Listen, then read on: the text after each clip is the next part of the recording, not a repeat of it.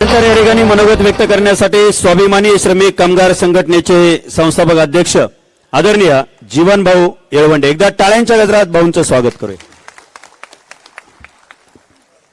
आज या ठिकाणी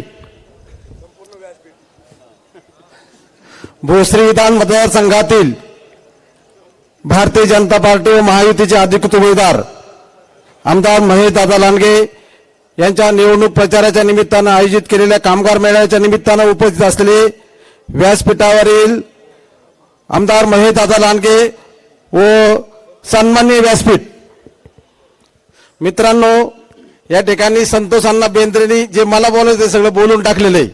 त्यामुळे थोडक्यात मी दादा आणि दादाबद्दलच मी सांगणार आहे। गेले 10 वर्षामध्ये भोसरी मतदारसंघामध्ये शेकडो कामं झालीत। काही कामं डोळ्याने दिसतात, काही कामं डोळ्याने दिसत नाही। डोळ्याने दिसणाऱ्या कामामध्ये प्रामुख्याने चिखली इथे झालेले संतपीठ, डोळ्याने दिसणाऱ्या कामामध्ये जाधववाडी इथे झाले इंजिनिअरिंग कॉलेज, डोळ्याच्या माध्यमाने दिसणारे मोशी प्राधिकरणातील न्यायालय, पोलीस आयुक्तालय, आरटीओ ऑफिस, कचरा डेपोमध्ये झालेले वेस्ट टू एनर्जीचा प्रकल्प, मोशीमध्ये उभारलं जाणारं सर्वात मोठं पुणे जिल्ह्यातील हॉस्पिटल, या ठिकाणी ही सगळी कामं डोळ्याने दिसतात। विकास काय असतो याला विकास म्हणतात। मित्रांनो, औद्योगिक क्षेत्राबद्दल बोलायचं झालं, कामगार क्षेत्राबद्दल बोलायचं झालं तर चाकण आसन, तळेगाव आसन, शिक्रापूर आसन, भोसरी एमआयडीसी आसन, नव्हे तर नाशिक एमआयडीसी असेल, या सर्व ठिकाणी दादाच्या माध्यमातून झालेले सर्वाधिक वेतनवाढ करार आपल्याला माहित आहेत। हजारो लोकांना कॉन्ट्रॅक्टमधून डायरेक्ट परमनंट केले दादानं।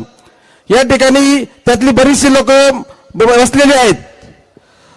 आणि दुसरं सांगायचं म्हटलं तर ज्या लोकांच्या नोकऱ्या गेल्यात, ज्या लोकांना इन्क्वायरी लागली, ज्या लोकांवर व्यवस्थापनाने कारवाई केली, मी दादाच्या माध्यमातून काम करत असताना ज्या ज्या वेळेस पावलं मला दादाला कॉल केला, दादाच्या एका कॉलवरती व्यवस्थापन त्या लोकांना परत कामावर घेतलेले। 3-3 वर्षे 15-15 महिने लोकांच्या नोकऱ्या गेल्या, त्या लोकांना परत दादानी कामावर घेतलेले। असं सहजासहजी होत नाही। या ठिकाणी कामगार नेते भरपूर बसलेले आहेत। एकदा कंपनी इन्क्वायरी लावली आणि इन्क्वायरीमध्ये कामगाराला टर्मिनेट केलं तर परत कुठलीही कंपनी त्याला कामावर घेत नाही। हे तुम्हाला सर्वांना आणि सर्व या क्षेत्रातील काम करणाऱ्या लोकांना माहिती आहे। परंतु असे अनेक उदाहरण देते की दादानी कितीतरी लोकांची नोकरी त्या ठिकाणी वाचवलेली आहे। दादाच्या माध्यमातून आपल्या सर्वांच्या चुली त्या ठिकाणी पेटल्या जातात। या ठिकाणी सांगण्यासारखं भरपूर आहे। दादा या मतदारसंघामध्ये 5,60,000 मतदान आहे। 60,000 मतदान सोडलं तर 5 लाख मतदार कामगारांनी त्यांच्या परिवाराचं मतदान आहे। 2014ला कामगारांनी दादाला आमदार केले, 2019ला कामगारांनी दादाला आमदार केले आणि आता 2024ला 1 लाखाच्या फरकाने आपण दादाला सगळ्यांना विजय करायचे। आणि कामगार मंत्री का पाहिजे तर हे सगळे कामगार आहे दादा। प्रत्येक क्षेत्रातील लोकांना वाटतं की आपल्या खात्याचा मंत्री दादा व्हायला पाहिजे, त्यात आमचा स्वार्थ आहे। आम्हालाही वाटतं की आमच्या कामगार क्षेत्रातून दादा जर कामगार मंत्री झाले तर आमची कॉलर टाईट होणार आहे, आम्हीच कामगार मंत्री होणार आहेत। दादांची गरज लागणार नाही कामगाराची व्यवस्था म्हणून प्रश्न सोडवायला। त्यामुळे दादा तुम्ही कामगार मंत्री होण्याची गरज आहे। या ठिकाणी अनेक लोक बाहेरचे येतात, कोणतरी आपल्या हक्काचा आधाराचा माणूस लागतो। आम्ही ज्या कंपनीत काम करतो, मी कामगार नेता नाही, मी एक कामगार आहे आणि ज्या कंपनीमध्ये काम करतो त्या कंपनी पूर्वीची केहीन पाहिजे आताची हिताची। फक्त कंपनीचं नाव सांगितलं तरी लोकांचे प्रश्न सुटतात। गेल्या 10 वर्षात एकही अनधिकृत बांधकाम पाडलं गेलेलं नाहीये।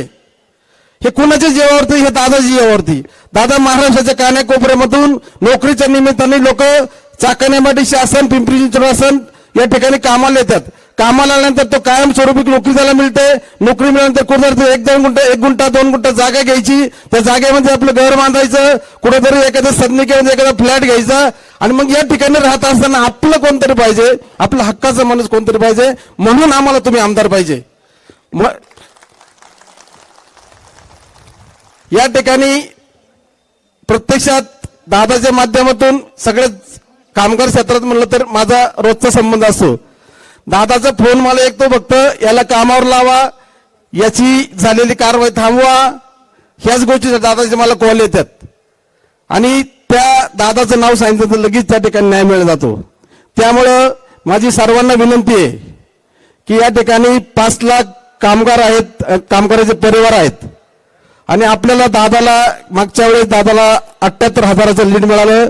यावेळेस दादाला 100% लाखाचं मिळेल. दादा कुणी काही म्हणू दे, आम्ही कामगार सतत काम करतो.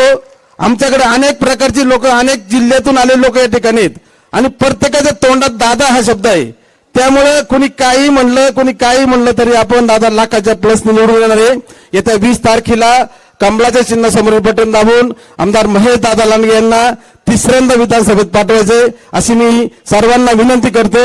आणि फक्त एकच घोषणा देतो, सगळ्यांनी जोरात घोषणा द्यायच्यात. एकच